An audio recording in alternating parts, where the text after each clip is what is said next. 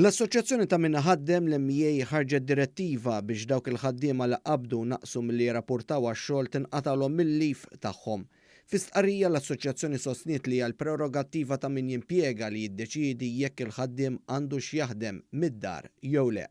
Sadan it-tant fi stqarrija separata l-Kamra tal-Kummerċ irreaġixxiet għal direttivi tal-Union ħaddiema maqudin li l-ħaddiema ġenituri għandhom jaħdmu mid-dar sakemm l-iskejjel jiftħu l-bibien fl-10 ta' Jannar b'mod fiżiku.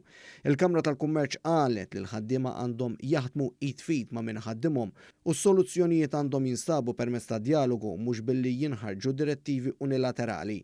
Qalet li d-direttivi tal-UHM ħallu reperkussjonijiet fuq is-settur privat.